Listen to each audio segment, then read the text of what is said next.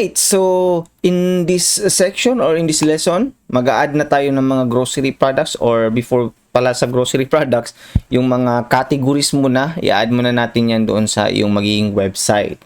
Okay, so previously we have computed the delivery fees that can possible na kailangan mong makuha para ilagay mo sa website mo. And previously pa, pag-usapan natin dito, no, pag-list ng mga grocery items. Na ngayon, sa mga items na yan, kailangan nating lagyan yan ng mga categories. Okay, so doon sa gagawin mong sheet or sa maybe sa papel na paglalagyan mo ng katulad ng ganito, lagyan mo rin ng categories yung mga items na yan. So for example, Milo sachet, ano to matatawag natin itong sa beverages. Okay? Yan. Actually, beverages tong tatlo na to diba? Sabihin natin ito, beverages. Ito na rin, sabihin natin coffee. Para maiba lang. Right?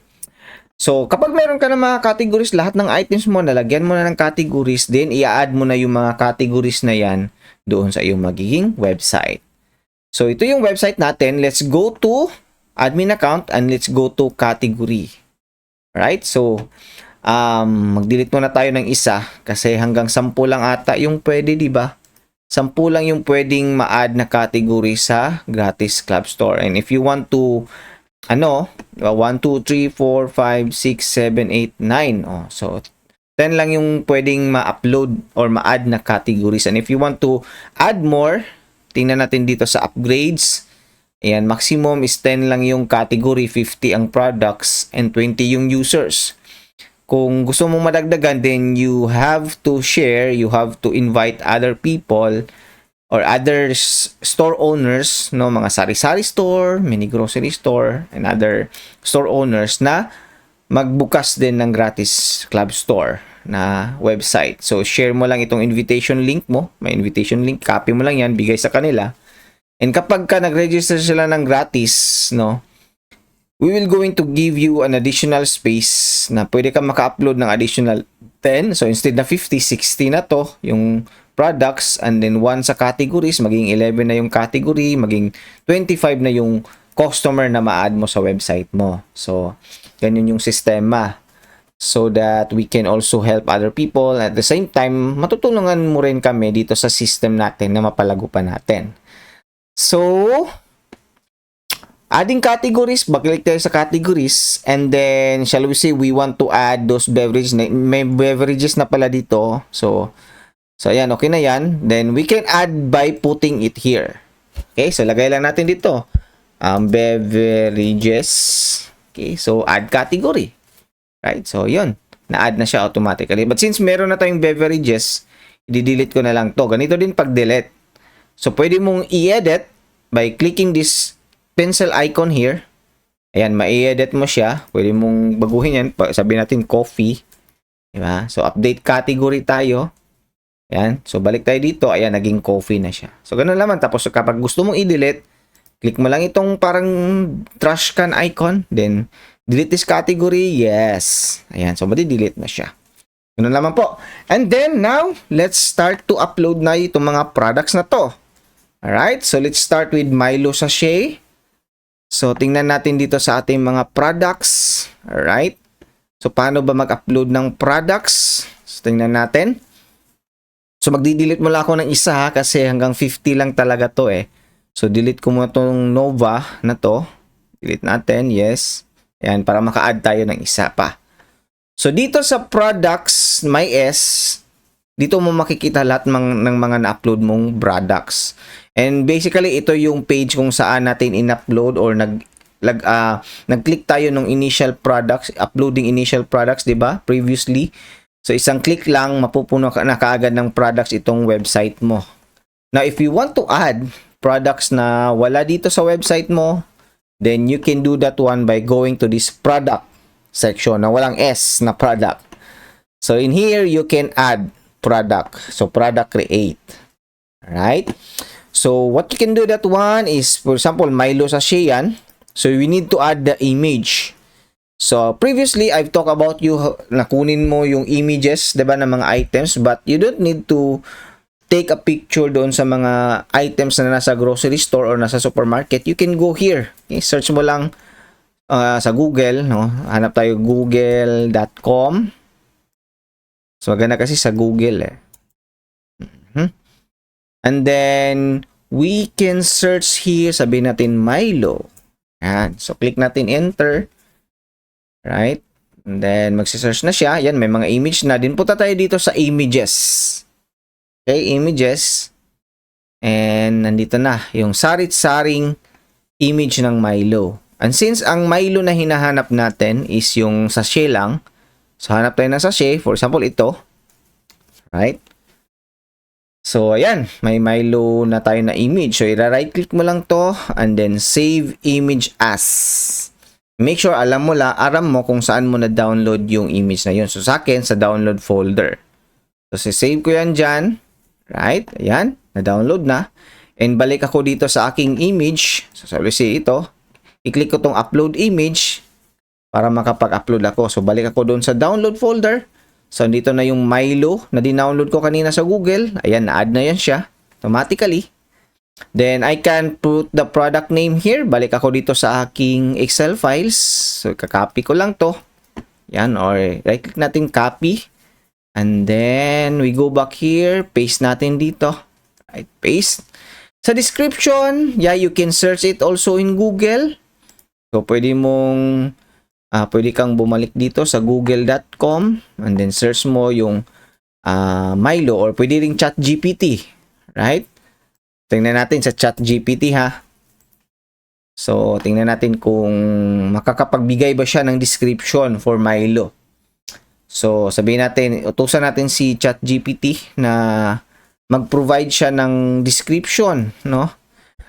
Please, type mo dito sa ChatGPT, please provide me short description.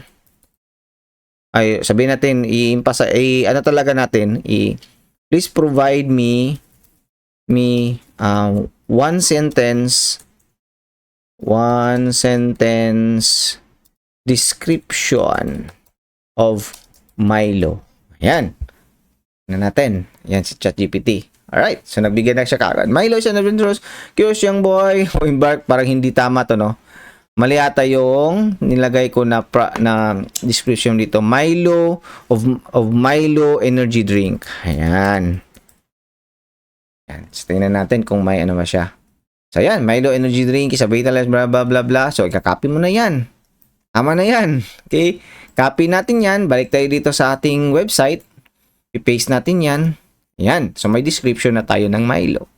Then, ito na, si supplier price, markup percentage, and final price. So, nilagay natin dito, supplier price ni Milo is 9 pesos and markup natin is 15%. So, automatically, yung system na ang magko-compute niyan. So, 9 pesos, di ba, supplier price? And markup natin is 15%. So, automatically, yung final price kinumpute na kaagad ng system. Or pwede mo rin baguhin to. So, shall we say, hindi mo gagawin na 10, sabihin natin 11. Alright? So, pwede nang ganyan. Then, categories nito, di ba, kanina nalagay natin is beverages. Under siya ng beverages. So, hanapin natin dito, yung beverages na yon. Saan na ba yung beverages? Nawala yung beverages, Na-delete ata. Yeah, kanina kasi dinilit natin. So, let's ilagay na lang natin sa kung anong mas appropriate niya na sabihin natin, this is,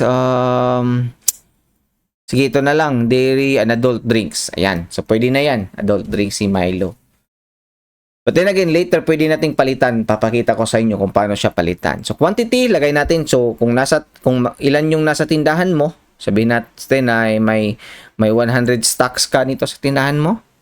Then, sold, lagay mo lang 0 kasi kakasimula pa lang. Barcode.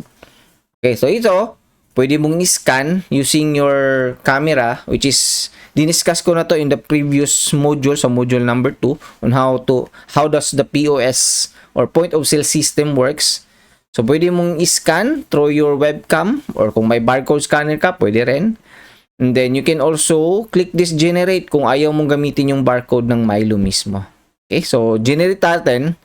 Yan, so may barcode na tayo, at least may barcode tayo. But then again, I would really highly suggest or I would really prefer yung actual barcode talaga ng Milo ang ilagay mo dito. Okay? So, add products. Ayan. Alright. Ayun. So, nag-add na yung products natin. So, andito na yung Milo sachet and then product successfully created. Alright? So, balikan muna natin yung regarding sa category na hindi tama yung category. So, balik tayo dito sa category. Nawala yung beverages, no? So, i-add natin again yung beverages. Beverages kasi na-delete ko kata kanina. So, add category natin yan. Then, ayun na. May beverages na dito. Then, let's go back to products para mabalikan natin yung Milo na yon. And then, you can edit this one by clicking here. Same pa rin yung tong pencil icon na to. Click mo yan para mag-open siya na panibagong tab. And pwede mo ma-edit yung Milo na yon. So, dito yung Milo na yon. And then, you can edit the category. So, from dairy drinks. So, pwede mo ilagay ngayon. Oh, yung dalawa na yung beverages. Lagay mo sa beverages. Okay, so then, don't forget to click the update products. So, that's it. Ayan na. So, kompleto na yung pag-upload natin ng mga products. And lahat ng to, lahat ng mga nalista mo dito, i-upload mo isa-isa sila doon sa iyong gratis account. And then now that it is being uploaded, then we can click this parang mata, icon ito. Kung gusto mo i-delete itong trash can icon, kung gusto mong tingnan siya doon sa page kung saan makaka-order na yung customer, click mo lang itong parang mata na to. Then mag-open na siya doon sa website or sa page kung saan pwedeng ma-order to ng customer. Ayan, so Milo sachet. So pwede itong i-add to cart na ng customer. No, and then if you want also to share or to give this to other people para pwedeng mabili ng tao to, you can copy this link here. Click mo to. Ayan. So yan yung page ng Milo. Yung link na yan, ito yung page na to. Or you can also share it directly sa Facebook. Ayan, mag-open na siya ng Facebook. Or you can also share this through email. Tingnan natin sa Facebook. Anong itsura?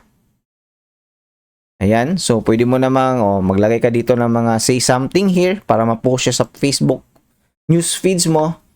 Then sa LinkedIn, sa X, and then lagay pa tayo dito ng mga mga LinkedIn, nandito pa na LinkedIn, yung sa TikTok, and so much more. Alright?